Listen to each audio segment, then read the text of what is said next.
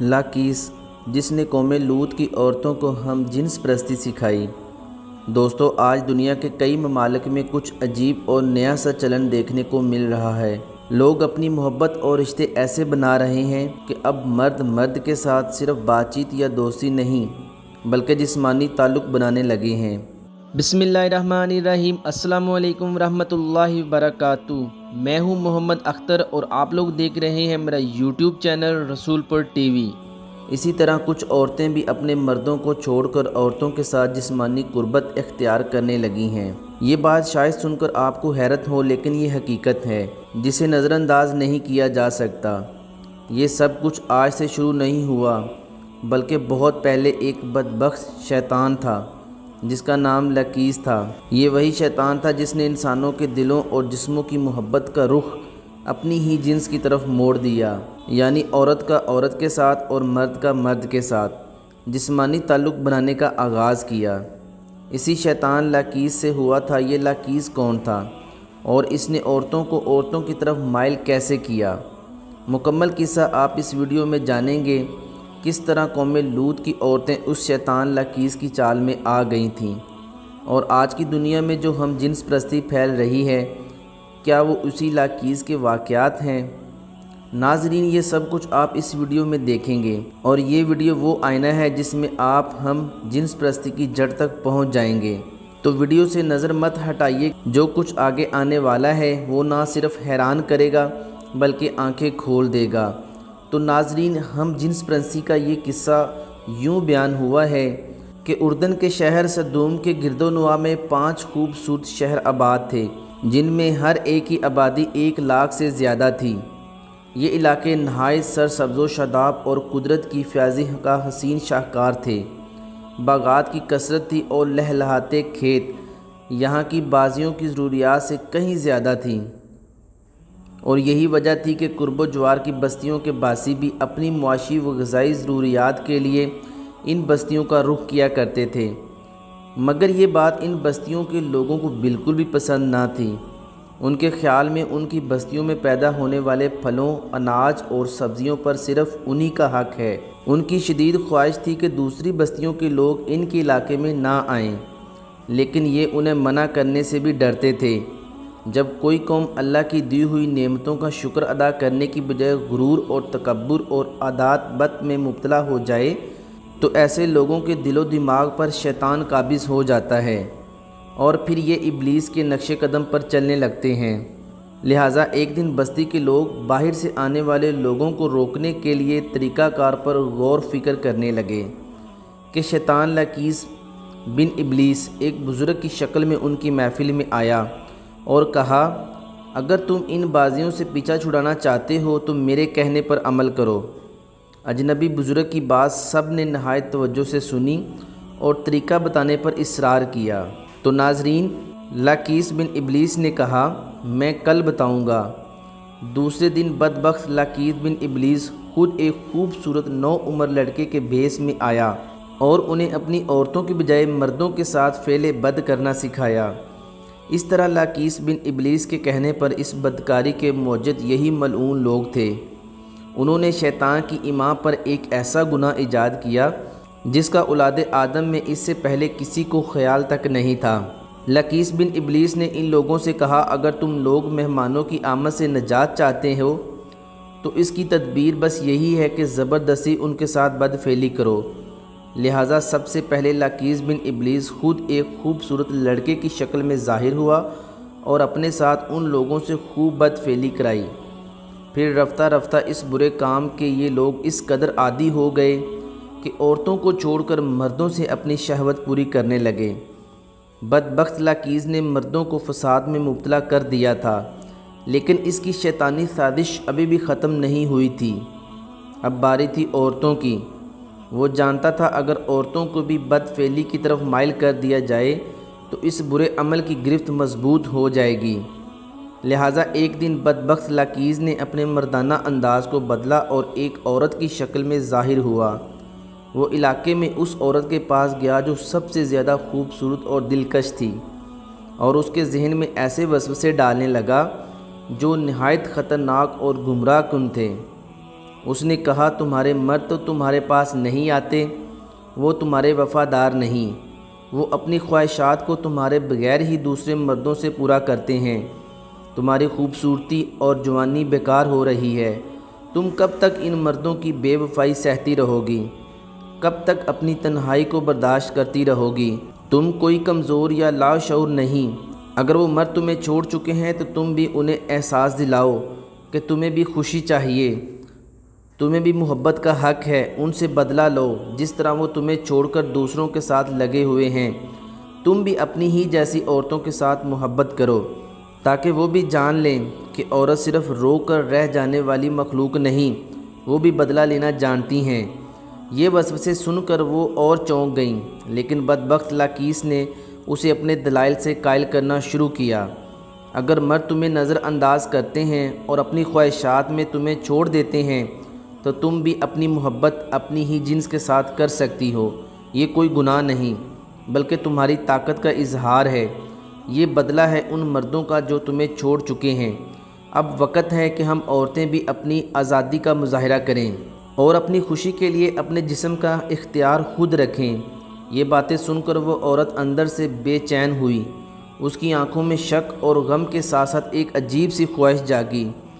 پھر وہ عورت اپنے دل کی تمام باتیں لے کر عورتوں کے پاس گئی، اس نے ان عورتوں سے کہا ہم سب کے مرد ہمیں چھوڑ چکے ہیں، وہ اپنی خواہشات کے لیے ہمارے ساتھ نہیں آتے، ہم تنہا اور بے بس ہیں، لیکن اگر ہم بھی اپنی ہی عورتوں کے ساتھ محبت کریں تو ہم انہیں دکھا سکیں گے کہ ہم بھی کچھ کم نہیں، ہم اپنے جسم کے ذریعے ان کو جواب دیں گے اور یہ بدلہ ہم سب کی عزت کی بازیابی ہوگی۔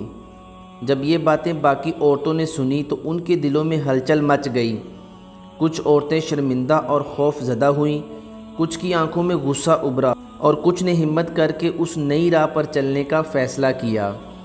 وہ سب مل کر یہ سمجھنے لگیں کہ اگر مردوں نے انہیں ترک کر دیا ہے تو وہ بھی اپنی خوشی اپنی جنس کے ساتھ تلاش کریں گی۔ یوں بدبخت لاکیس بن ابلیس کی شیطانی چال نے عورتوں کے ذہنوں کو بھی گمراہ کر دیا اور وہ بھی اس گناہ میں مبتلا ہو گئے جس سے پہلے کبھی کوئی بات کرتا نہیں تھا۔ اس طرح یہ گناہ مردوں سے عورتوں تک پہنچ گیا اور پورے علاقے میں بد فعلی کی لعنت پھیل گئی۔ یہی وہ وقت تھا جب اللہ تعالیٰ نے لوط علیہ السلام کو نبی بنا کر اس قوم کی اصلاح کے لیے بھیجا۔ حضرت لوط علیہ السلام نے ان کو توحید کی دعوت دی اور بیہودہ حرکات سے منع فرمایا۔ قرآن پاک میں اللہ تعالیٰ فرماتا ہے کہ لوط کو یاد کرو جب انہوں نے اپنی قوم سے کہا کہ تم بے حیائی کے کام کیوں کرتے ہو؟ کیا تم عورتوں کو چھوڑ کر لذت حاصل کرنے کے لیے مردوں کی طرف مائل ہوتے ہو؟ حقیقت یہ ہے کہ تم احمق لوگ ہو۔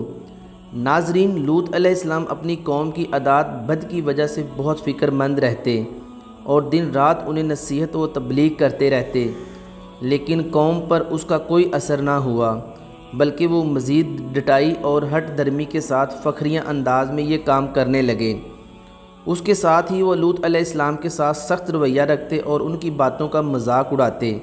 ارشاد باری تعالیٰ ہے، اور قوم لوط نے بھی پیغمبروں کو جھٹلایا جب ان سے ان کے بھائی حضرت لوط نے کہا کہ تم کیوں نہیں ڈرتے، میں تمہارا امانت دار پیغمبر ہوں، تو اللہ سے ڈرو اور میرا کہا مانو، میں تم سے اس کام کا بدلہ نہیں مانتا، میرا بدلہ اللہ رب العالمین کے ذمہ ہے۔ کیا تم اہل عالم میں سے لڑکوں پر مائل ہوتے ہو اور تمہارے پروردگار نے جو تمہارے لیے تمہاری بیویاں پیدا کی ہیں ان کو چھوڑ دیتے ہو؟ حقیقت یہ ہے کہ تم حد سے نکل جانے والے ہو۔ انہیں حضرت لوط علیہ السلام کا سمجھانا بہت برا لگتا تھا، لہٰذا انہوں نے صاف صاف کہہ دیا اگر تم ہمیں اسی طرح برا کہتے رہو گے اور ہمارے کاموں میں مداخلت کرتے رہو گے تو ہم تم کو اپنے شہر سے نکال دیں گے۔ حضرت لوط علیہ السلام مایوس ہونے کی بجائے قوم کو راہ راست پر لانے کی جد و جہد میں مصروف رہے، لیکن وہاں تو کیفیت یہ تھی کہ مرض بڑھتا گیا۔ جوں جوں دعا کی، یعنی جتنا لوط علیہ السلام انہیں اللہ کے عذاب سے ڈراتے وہ اتنا ان کا تمسخر اڑاتے، اور پھر ایک دن انہوں نے خود ہی عذاب الہی کا مطالبہ کر دیا۔ اللہ تعالیٰ نے انہیں اب تک دردناک عذاب سے محفوظ رکھا تھا اور بدترین بدکاری اور فعلی کے باوجود انہیں ڈھیل دی جا رہی تھی، لیکن اب انہوں نے خود ہی عذاب کی فرمائش کر دی اور بولے اے لوط، اگر تم سچے ہو تو ہم پر عذاب لے کر آؤ، قوم کے اس مطالبے کے بعد حضرت لوط علیہ السلام کو یقین ہو گیا کہ اللہ نے ان کے دلوں پر مہر ضبط کر دی ہے اور یہ راہ راست پر آنے والے نہیں ہیں۔ لہذا حضرت لوط علیہ السلام نے نہایت بے بسی کے عالم میں اللہ کے سامنے ہاتھ پھیلا دیے اور دعا کی کہ اے میرے پروردگار، ان انکاری لوگوں کے مقابلے پر میری دعا کو نصرت فرما۔ پھر اللہ تعالیٰ نے اپنے نبی کی دعا قبول فرمائی اور اپنے خاص فرشتوں کو دنیا کی طرف روانہ کر دیا۔ یہ فرشتے پہلے حضرت ابراہیم علیہ السلام کے پاس انسانی شکل میں تشریف لائے۔ جب وہ فرشتے ان کے پاس آئے تو سلام کیا، انہوں نے بھی جواب میں سلام کہا۔ جب حضرت ابراہیم علیہ السلام نے دیکھا کہ یہ دو انجان لوگ ہیں تو انہوں نے مہمان نوازی کے تقاضوں کو پیش نظر انہیں عزت و احترام سے بٹھایا، پھر ان کے لیے گھر سے ایک بنا ہوا موٹا بچھڑا لائے اور کھانے کے لیے ان کے آگے رکھ دیا، لیکن انہوں نے کھانے کو ہاتھ نہیں لگایا، جس پر حضرت ابراہیم علیہ السلام نے ان سے استفسار کیا کہ وہ کھانا کیوں نہیں کھاتے۔ اس موقع پر حضرت ابراہیم علیہ السلام کے دل میں بھی خوف پیدا ہوا کہ فرشتوں نے جب حضرت ابراہیم علیہ السلام کے چہرے پر خوف کے آثار دیکھے تو کہا، آپ علیہ السلام ہم سے خوف نہ کھائیں، ہم آپ علیہ السلام کو ایک دانش مند بیٹے کی بشارت دینے کے لیے آئے ہیں۔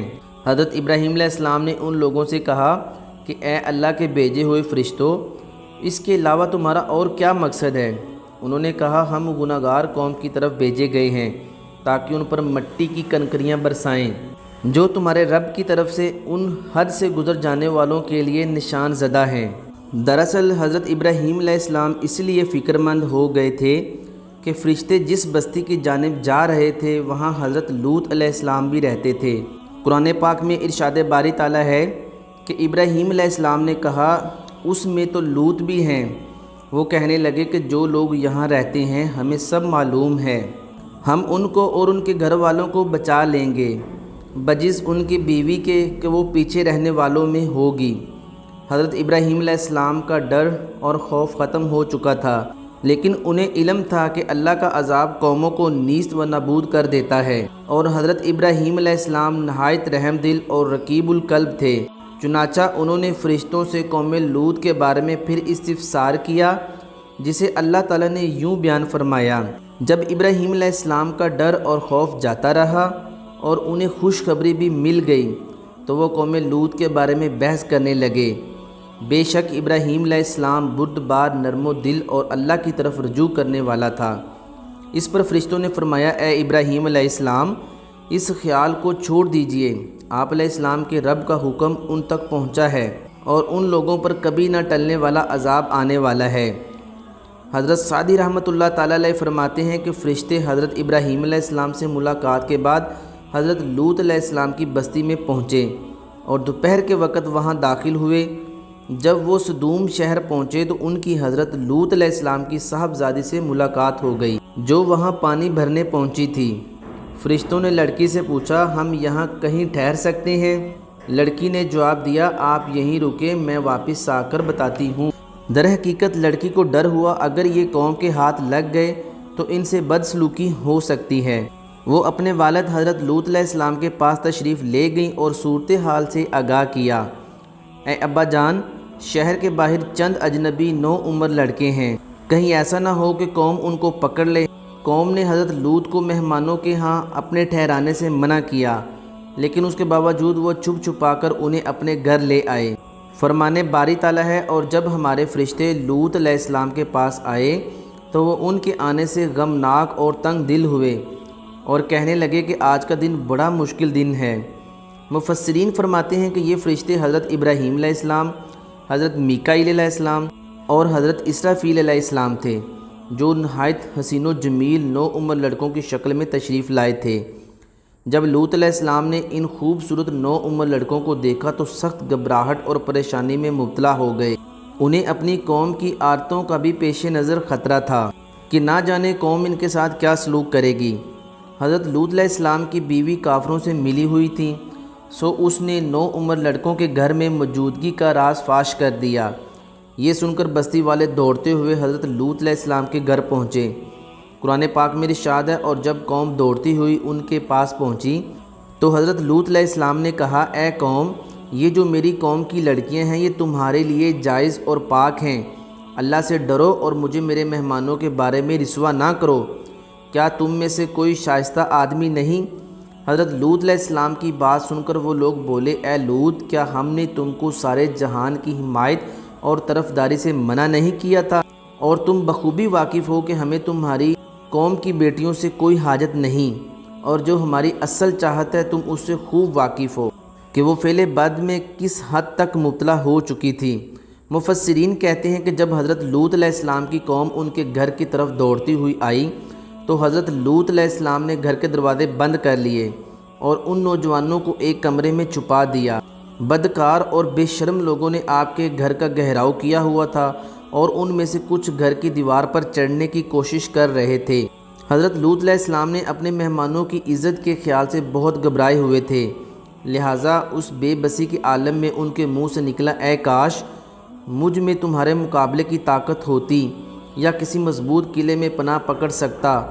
فرشتے یہ سب منظر دیکھ رہے تھے۔ جب انہوں نے حضرت لوط علیہ السلام کی بے بسی اور پریشانی کا یہ عالم دیکھا تو حقیقت سے پردہ اٹھاتے ہوئے وہ یوں بولے، اے لوط، ہم تمہارے رب کے بھیجے ہوئے فرشتے ہیں، یہ لوگ ہرگز تم تک نہیں پہنچ سکیں گے۔ کچھ رات باقی رہے تو اپنے گھر والوں کو لے کر چل دو اور تم میں سے کوئی شخص پیچھے مڑ کر نہ دیکھے، مگر تمہاری بیوی ان پر آفت پڑنے والی ہے، اس پر اللہ کا عذاب نازل ہوگا۔ اللہ کے عذاب کا وعدہ صبح کے وقت کا ہے اور صبح کچھ ہی دور ہے۔ مفسرین کہتے ہیں کہ حضرت لوط علیہ السلام حقیقت حال جان کر مطمئن ہو گئے اور اپنے اہل خانہ کے ساتھ رات ہی کو نکل کھڑے ہوئے۔ بیوی بھی ان کے ساتھ تھی، لیکن کچھ دور جا کر وہ واپس اپنی قوم کی طرف پلٹ گئی اور قوم کے ساتھ جہنم رسید ہو گئی۔ قوم حضرت لوط علیہ السلام کے گھر کا دروازہ توڑنے پر مزید تھی، لہذا حضرت جبرائیل علیہ السلام نے گھر سے باہر نکل کر اپنے پر کا ایک کونا انہیں مارا، جس سے ان کی آنکھوں کے ڈھیلے باہر نکل آئے اور بصارت زائل ہو گئی۔ یہ خاص عذاب ان لوگوں کو پہنچا جو حضرت لوط علیہ السلام کے پاس بدنیتی سے آئے تھے۔ صبح کے وقت عذاب عام میں تو پوری قوم تباہ ہو گئی۔ قرآن کریم میں ارشاد ہے، اور انہوں نے لوط علیہ السلام سے ان کے مہمانوں کو لینا چاہا تو ہم نے ان کی آنکھیں اندھی کر دیں۔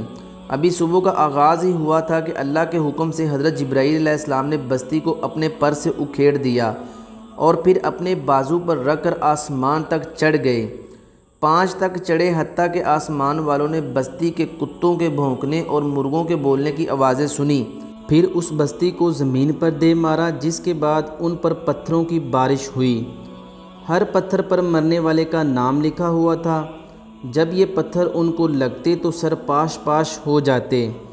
صبح سویرے سے شروع ہونے والا یہ عذاب اشراق تک پوری بستی کو نیست و نابود کر چکا تھا۔ اگر کوئی شخص بستی سے باہر تھا تو اسے وہ پتھر اسی جگہ پر جا لگا جہاں وہ تھا۔ اللہ تعالیٰ نے قرآن پاک میں فرمایا کہ جب ہمارا حکم پہنچا تو ہم نے وہ بستیاں الٹ دیں اور اس زمین پر کنکر کے پتھر برسانا شروع کیے جو لگاتار گرتے رہے، جن پر تمہارے رب کی طرف سے خاص نشان بھی تھے۔ وہ ظالموں سے کچھ دور نہیں۔ قوم لوط کی خوبصورت بستیوں کو اللہ تعالیٰ نے ایک انتہائی بدبودار اور سیاہ جھیل میں تبدیل کر دیا، جس کے پانی سے رہتی دنیا تک کوئی فائدہ نہیں اٹھایا جا سکتا تھا۔ سمندر کے اس خاص حصے میں کوئی جاندار، مچھلی، مینڈک وغیرہ زندہ نہیں رہ سکتا، اس لیے اسے بحر مردار کہا جاتا ہے۔ اس کے مغرب میں اسرائیل اور مشرق میں اردن واقع ہے۔ بحر میت یا بحر مردار کا یہ علاقہ سطح سمندر سے 420 میٹر یعنی 1378 فٹ نیچے ہے۔ اس جھیل کی لمبائی 67 کلومیٹر یعنی 42 میل اور چوڑائی 18 کلومیٹر یعنی 11 میل ہے۔ اس کا پانی بے حد زیادہ نمکین ہے۔ اس کے ارد گرد کی زمین، جو کبھی دنیا کی سب سے زیادہ سرسبز و شاداب زمین تھی، بنجر اور صحرائی زمین میں تبدیل ہو چکی ہے، اور اب یہ دنیا کا ایسا مقام ہے کہ جہاں زندگی آباد نہیں ہو سکتی۔ دنیا کی 5 حسین ترین بستیوں میں آباد قوم لوط کو اللہ تعالیٰ نے 2200 قبل مسیح نیست و نابود فرما کر رہتی دنیا تک کے لیے عبرت کا نشان اور عقل و شعور رکھنے والوں کے لیے نصیحت بنا دیا۔ کچھ سال پہلے بحیرہ مردار کے ساحل پر قوم لوط کی بستیوں کے بعض تباہ شدہ آثار ظاہر ہوئے، جو کہ اللہ تعالیٰ نے 1400 برس پہلے قرآن کریم میں فرما دیا تھا کہ ہم نے اس بستی کو کھلی عبرت کی نشانی بنا دیا ان لوگوں کے لیے جو عقل رکھتے ہیں۔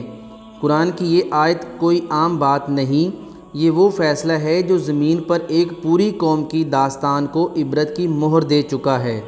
قوم لوط کی بستی وہی بستی جو ایک وقت میں آباد تھی، گلیاں تھیں، بازار تھے، ہنسی خوشی کی زندگی تھی، لیکن جب فطرت کے خلاف جنگ چھڑ گئی، جب انسانیت کے وقار کو پامال کیا گیا، جب نفس کو معبود بنا کر ہر حد کو پار کیا گیا، تو اللہ رب العزت کے عذاب نے آسمانوں سے زمین کو الٹ کر رکھ دیا۔ ایسی بستی جو کبھی زندہ تھی آج مردہ سمندر کہلاتی ہے۔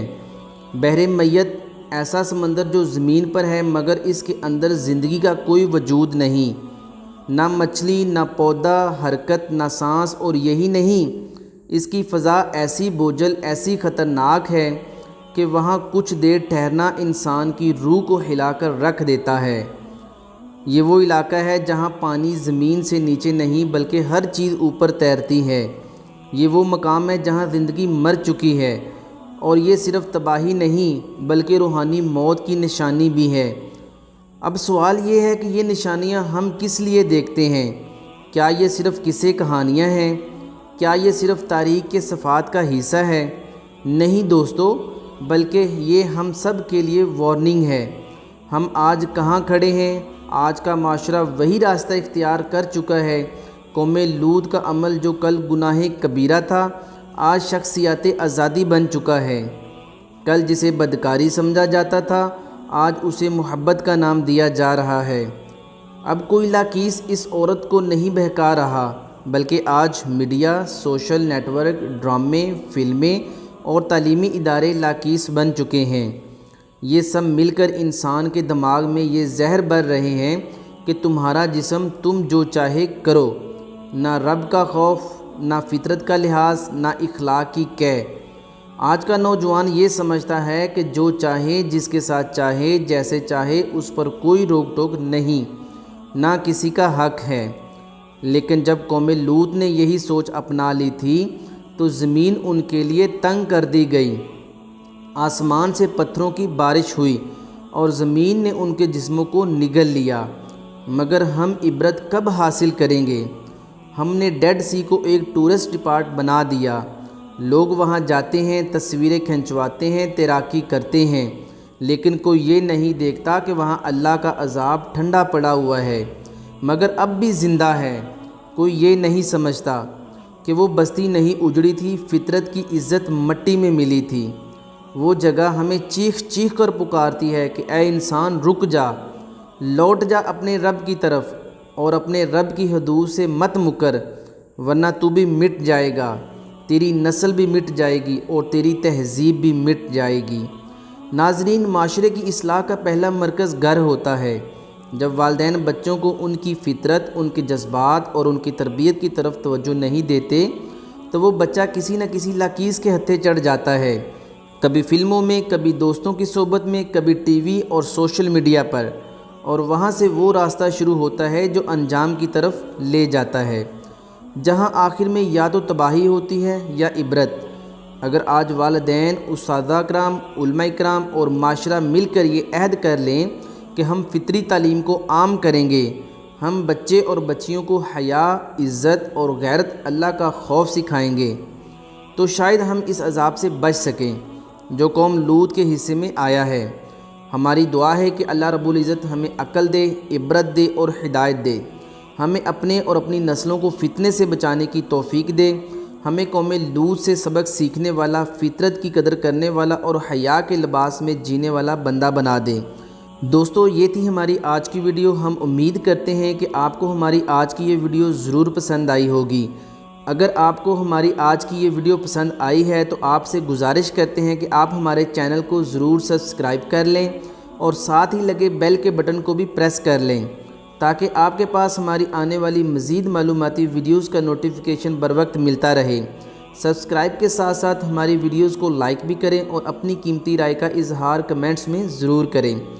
کمنٹس میں آپ اپنے سوالات بھی ہم تک پہنچا سکتے ہیں۔